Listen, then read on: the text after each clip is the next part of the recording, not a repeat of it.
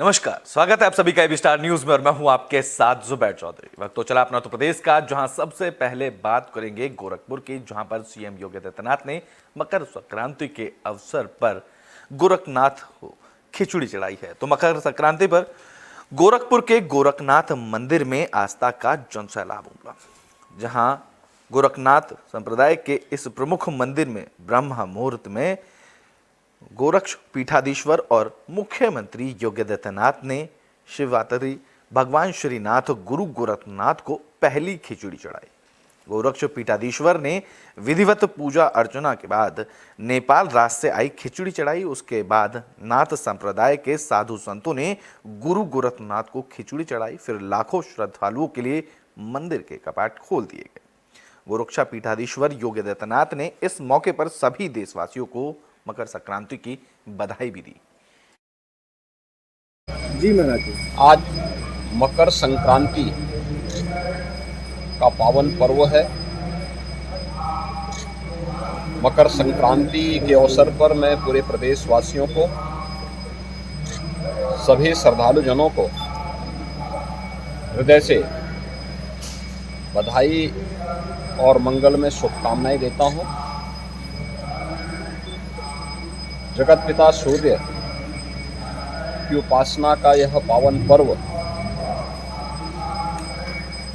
उत्तर प्रदेश के साथ साथ पूरे देश के अंदर अलग अलग नाम और रूपों में बड़े हर्षोल्लास के साथ आयोजित होता है। प्रदेश में इस पर्व पर अलग अलग स्थानों पर अलग अलग प्रकार के आयोजन होते हैं। तो देश के अंदर भी कहीं बिहू के नाम पर, कहीं लोहड़ी के नाम पर, कहीं पोंगल के नाम पर, कहीं तिलवा संक्रांति के रूप में और कहीं खिचड़ी संक्रांति के रूप में इस पर्व को श्रद्धालु जन आयोजित करते रहे हैं। उत्तर प्रदेश में आज माघ मेले में भी लाखों की संख्या में श्रद्धालु जन आकर के संगम पे स्नान कर रहे हैं, पवित्र नदी। तो बुलेटिन में बात अब मथुरा की कर लेते हैं, जहां एक्सप्रेसवे पे बड़ा हादसा हुआ। बता दें कि यहाँ दो बसों की आपस में भिड़ंत हो गई। इस हादसे में 40 लोग घायल हुए। तो उत्तर प्रदेश में कड़ाके की ठंड और कोहरे के बीच यमुना एक्सप्रेसवे पर भीषण सड़क हादसा हुआ, जहां सुबह दो बसें आपस में टकरा गई। इस हादसे में 40 से ज्यादा लोग घायल हुए। इस दौरान सूचना मिलते ही पुलिस मौके पर पहुंची और घायलों को अस्पताल पहुंचाया गया। जैसे ही बसों की टक्कर हुई, मौके पर चीख पुकार मच गई, जहां काफी देर तक हाईवे पर लंबा जाम भी लग गया। जानकारी के मुताबिक यह हादसा यमुना एक्सप्रेसवे मथुरा के पास माइलस्टोन 110 राया कट पर हुआ, जहां करीब सुबह के 3 बजे दो बस आपस में टकरा गई। हादसे के बाद 31 घायलों को जिला अस्पताल में भर्ती कराया गया, तो वहीं बाकी 9 घायलों को दूसरे अस्पतालों में भर्ती कराया गया। मथुरा के एसएसपी शैलेश पांडे ने बताया कि एक बस धौलपुर से नोएडा जा रही थी, तो वहीं दूसरी बस इटावा से नोएडा की ओर आ रही थी। दोनों बसों की टक्कर के कारण 40 यात्री इस हादसे में घायल हुए। फिलहाल घायलों को अस्पताल पहुंचा दिया गया है और जाम को भी खुलवा दिया गया है। आज सुबह लगभग भोर में 3 बजे के आसपास थाना राया क्षेत्र के अंतर्गत यमुना एक्सप्रेसवे के कट नंबर 110 पर दो बसों की भीषण टक्कर हो गई, जिसमें लगभग 30 व्यक्ति घायल हो गए, जिसमें से तत्काल इलाका पुलिस द्वारा व एम्बुलेंस की सहायता से घायलों को जिला अस्पताल में भर्ती कराया गया, जिसमें से। तो बुलेटिन में बात तो शाहजहांपुर की कर लेते हैं, जहां मकर संक्रांति के अवसर पर कार्यक्रम का आयोजन किया गया और जगह जगहों पर खिचड़ी भोज का भी आयोजन किया गया। तो शाहजहांपुर में बड़ी ही धूमधाम के साथ मकर संक्रांति का पर्व मनाया गया। इस मौके पर कई जगहों पर भंडारे का आयोजन किया गया। इसको लेकर शहर में जगह जगह खिचड़ी भोज और सब्जी पूड़ी का भंडारा कराया गया। इस कड़ी में हनुमान धाम पर वित्त मंत्री सुरेश कुमार खन्ना की तरफ से आए हुए सभी लोगों को खिचड़ी भोज कराया गया। बता दें कि कार्यक्रम में राज्यसभा सांसद मिथिलेश कुमार, डीपीएस राठौड़, महानगर अध्यक्ष शिल्पी गुप्ता सहित बड़ी संख्या में लोग मौजूद रहे। दरअसल ward number 30 Gadiyana Nigohi road petrol pump के पास विशाल भंडारे का आयोजन किया गया। भंडारे की शुरुआत कन्याओं को भोज कराकर की गई, जिसमें हजारों की संख्या में राहगीरों और श्रद्धालुओं ने खिचड़ी भोज और पूरी सब्जी का प्रसाद ग्रहण कर आनंद लिया। तो वहीं संजय सरस्वती मंदिर स्कूल में सीमा वाजपेयी के नेतृत्व में छोटी कन्याओं को भोज करवाकर कंबल बांटे गए। आज मकर संक्रांति का कार्यक्रम मातृ मंडल सेवा भारती शाहजीपुर के द्वारा ये सारे शाहजीपुर में कम से कम 12 मातृ मंडल के सेवा केंद्र चल रहे हैं। तो वहाँ सारे सेवा केंद्र के बच्चों को बुलाकर एक समरसता के तहत ये कार्यक्रम खिचड़ी भोज का किया गया है। इसमें ना कोई छोटा है, ना कोई बड़ा है, ना कोई जाति है, ना कोई पाति है, ना कोई धनाढ्य वर्ग का है, ना कोई निम्न वर्ग का है। तो मकर संक्रांति के उपलक्ष्य में एक सह खिचड़ी भोज के कार्यक्रम का आयोजन किया गया है। तो इसमें ये हमारे सारे बच्चे आए हैं। तो यहाँ पर हमें रवि जी भाई साहब का बौद्धिक प्राप्त हुआ, मंजीत जी भाई साहब रहे इसमें उपस्थित कार्यक्रम में। तो सब बच्चों ने साथ साथ खिचड़ी खा के समरसता का भाव बच्चों में जागा है। और मकर संक्रांति का कार्यक्रम इसका धार्मिक और वैज्ञानिक दोनों महत्व है। मकर संक्रांति के शुभ अवसर पर ये भंडारे का आयोजन किया गया और भगवान के चरणों में सब लोगों ने हाजिरी लगाई आके और भगवान से आशीर्वाद मांगा कि साल बढ़िया रहे।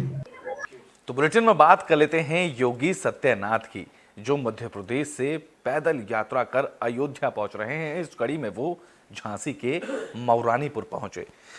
तो देश में भगवान रामलला के मंदिर निर्माण के बाद प्राण प्रतिष्ठा को लेकर जगह जगह खुशी देखने को मिल रही है। वहीं देश और प्रदेश के लोग भगवान की प्राण प्रतिष्ठा में अपना अपना योगदान विभिन्न प्रकार से दे रहे हैं।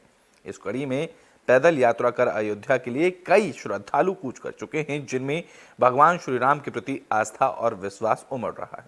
मध्य प्रदेश के ओरछा से अयोध्या कलश और पताका लेकर पैदल यात्रा कर रहे योगी सत्यनाथ आज तीसरे दिन झांसी के मऊरानीपुर पहुंचे, जहां उन्होंने बताया कि उन्हें ओरछा से श्री राम राजा सरकार से प्रेरणा मिली और जब भगवान मुख्य नक्षत्र में अयोध्या से ओरछा आ सकते हैं तो उन्होंने कहा कि हम अयोध्या क्यों नहीं जा सकते। वहीं उन्होंने बताया कि उनकी भगवान राम से विनती है कि देश में अमन चैन बना रहे और साल 2024 में फिर से मोदी देश के प्रधानमंत्री बने और देश का विकास हो।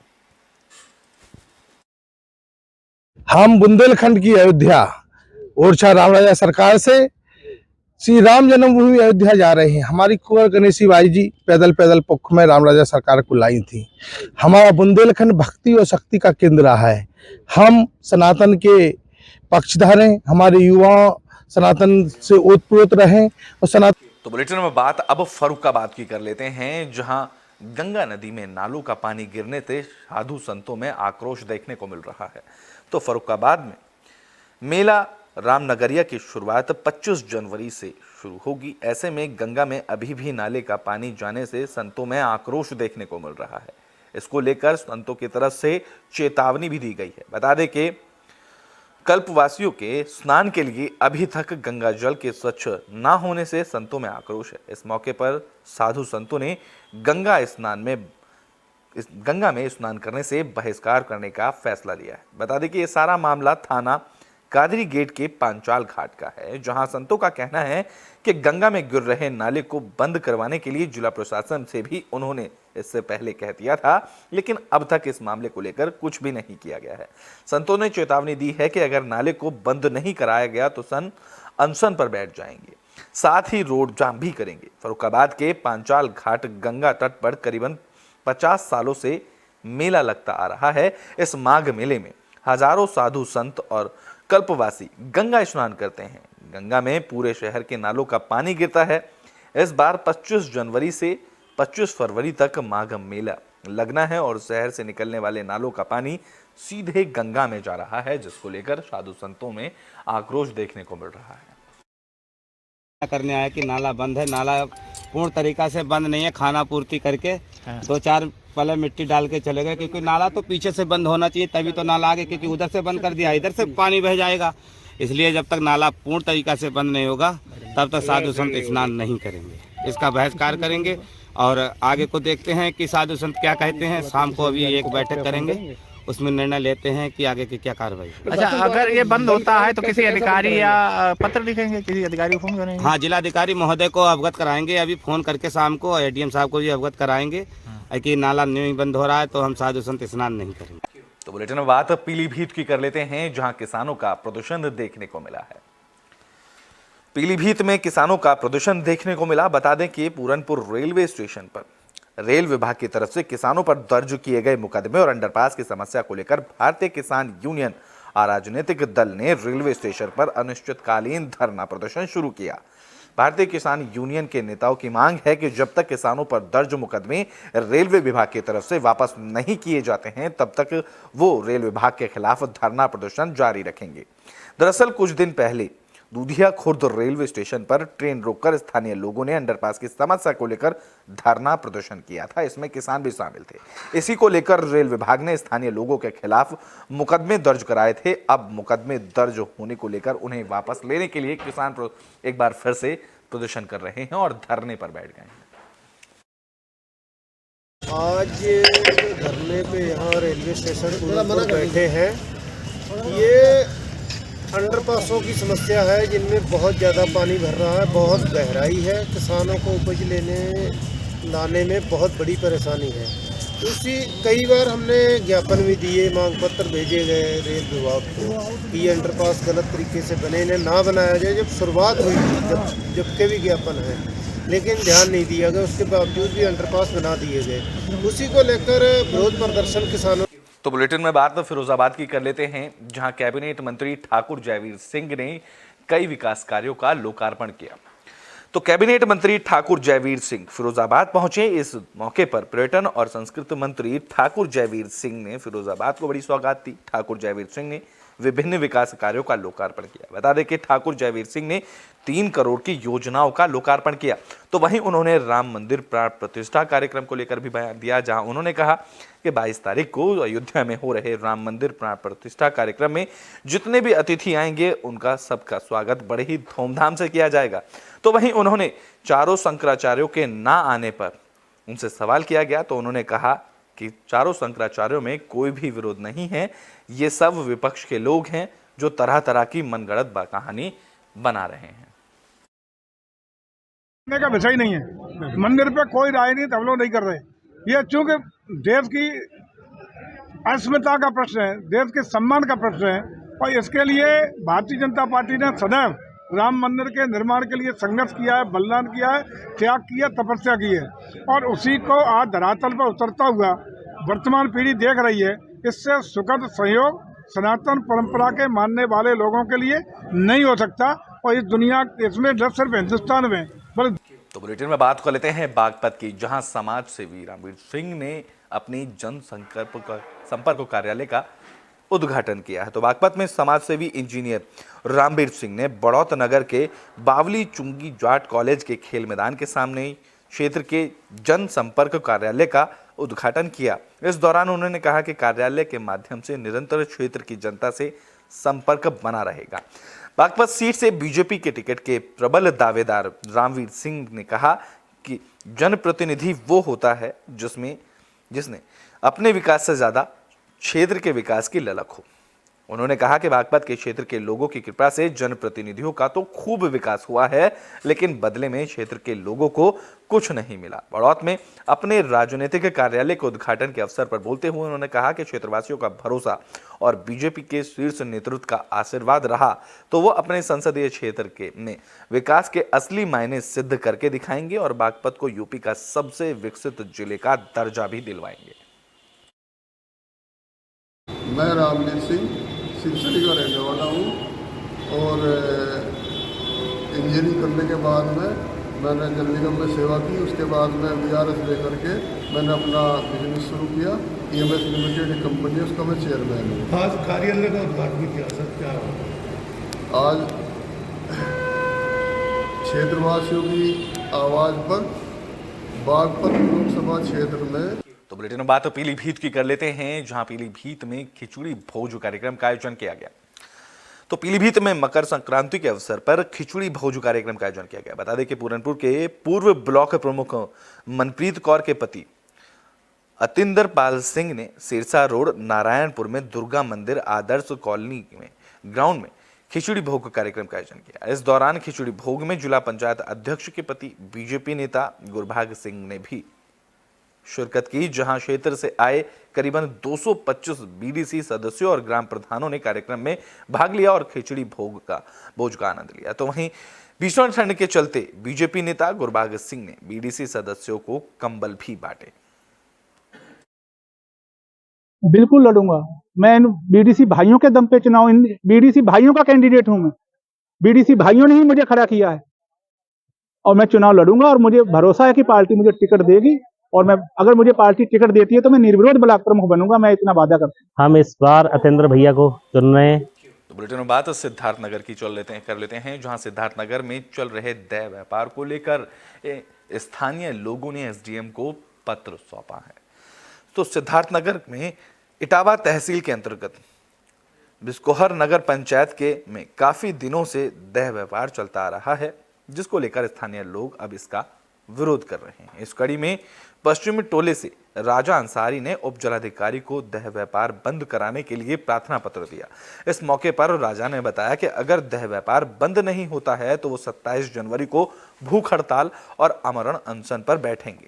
साथ ही उन्होंने सीएम योगी से भी कार्रवाई करने की गुहार लगाई। 27 तारीख को हमारा आमरण अनशन रहेगा, 27/1/2024 का। मैंने शासन और प्रशासन को माननीय मुख्यमंत्री से लेकर 6 वर्षों से मैंने शासन और प्रशासन द्वारा मैं अपील करता हूं, गुहार भी करता हूं कि इस देह व्यापार को बंद कराया जाए। बाकी देह व्यापार नहीं बंद हुआ, आज भी देह व्यापार फल फूल रहा है। जैसे कि सिर्फ इनका मन बढ़ाना एक था और एसडीएम रहे थे, एसडीएम त्रिभुवन कुमार साहब सिर्फ अपना रोटियां सेक रहे थे, अपनी हाथ बचा रहे थे। आज भी देह व्यापार फल फूल रहा है, कल भी देह व्यापार फल फूल रहा था। मेरा बात यह है कि ये देह व्यापार को बंद कराना था, मेरा लक्ष्य देह व्यापार को बंद। इनको अपना नाम कमाना था और मुझे देह व्यापार को बंद कराना था। अब आज तक भी देह व्यापार बंद नहीं हुआ। जिस लड़की को साथ साथ दुर्गा का रूप माना जाता है, 15 साल की उम्र में इनके माँ बाप, इनके भाई या इनके दलालों के द्वारा देह व्यापार में लड़की को डाल देते, जो बरसों जमानों से चला रहा है, अंग्रेज जमानों से। जी महोदय, आपने बहुत अच्छी टॉपिक रखी है। इस टॉपिक में मैं राजा के साथ हूँ और यहाँ का जनमानस राजा के इस काम को आगे बढ़ाने की मुहिम चला रहा है और उस मुहिम का मैं एक हिस्सा हूँ। हमने भी मौजूदा एसडीएम महोदय से बात किया जाकर के राजा के साथ में। उन्होंने कहा इस पर मैं अग्रिम कार्रवाई करूंगा, लेकिन उनका अग्रिम कार्रवाई अभी तक कुछ सामने नहीं आया, केवल लिपापोती दिखाई दे रहा है। मैं आपके इस माध्यम से मैं अवगत कराना चाहता हूं कि राजा पुत्र पप्पी ने जो अपनी मुहिम को 27/1/2024 के लिए छेड़ी है। तो बुलेटिन में बात अब बागपत की कर लेते हैं, जहां बागपत के एक खंडर पड़े मकान में एक प्रेमी युगल का शव मिला। तो बागपत में बिनौली थाना क्षेत्र के सिरसली गांव में खंडर मकान में प्रेमी युगल फांसी के फंदे से लटकता हुआ मिला। प्रेमी युगल के शव मिलने से पूरे इलाके में हड़कंप मच गया। इस दौरान सूचना पर पहुंची पुलिस ने दोनों के शव को कब्जे में लेकर पोस्टमार्टम के लिए भेजा। इस मौके पर युवक के परिजनों ने युवती के घर वालों पर हत्या का आरोप लगाया। तो वहीं पुलिस इस पूरे मामले की जांच में जुट गई। आज सुबह करीब 9 बजे थाना बिनौली के ग्राम सिरसली के प्रधान ने सूचना दी कि गांव के ही एक युवक युवती ने एक गांव के ही खाली पड़े खंडर घर में फांसी लगा ली है। तत्काल सूचना मिलते ही पुलिस मौके पर पहुंची थी। शव को कब्जे में लिया गया। दोनों शव को पोस्टमार्टम के लिए भेजाया गया है। कानून व्यवस्था की स्थिति अभी सामान्य है। सभी अधिकारियों द्वारा घटनास्थल निरीक्षण किया गया है। पोस्टमार्टम की कार्रवाई अभी प्रचलित है और अग्रिम वैधानिक कार्रवाई इसके आधार पर की जाएगी। जी गली मोहल्ले के लड़के थे जी, हम आसपास के रहने वाले जी। तो हम खेत में था, जो देखा तो वहाँ ये लटके मिले, लड़की लड़का दोनों। तो वहाँ पुलिस जांच की तो फिर वो लेने लेकर वहाँ से कि जाओ पोस्टमार्टम के लिए। तो हम ले गए यहाँ के जी। कहाँ लटक रहे थे? घर में लटक रहे थे जी, खंडर था एक, कोई रहता नहीं। तो बुलेटिन के आखिरी में बात पीलीभीत की कर लेते हैं, जहां से मगरमच्छों की फोटो वायरल हो रही है। तो यूपी में ठंड का प्रकोप बढ़ता जा रहा है, जहां लोगों को ही नहीं जानवरों को भी सर्दी से ठिठुरना पड़ रहा है। दरअसल पीलीभीत के शारदा सागर डैम में मगरमच्छ धूप सेकते हुए दिखाई दिए, जिनका फोटो सोशल मीडिया पर वायरल हो गया। बता दें कि ये सारा मामला कली नगर क्षेत्र के शारदा सागर डैम का है। शारदा सागर डैम में रोज कई सैलानी घूमने आते हैं। इस कड़ी में सागर डैम में घूमने आए लोगों को अपने पास में ही एक अलग सा नज़ारा देखने को मिला, जहां लोगों ने मगरमच्छ को धूप सेकते हुए देखा, जिसके बाद लोगों ने उसकी फोटो ले ली और सोशल मीडिया पर वायरल कर दी।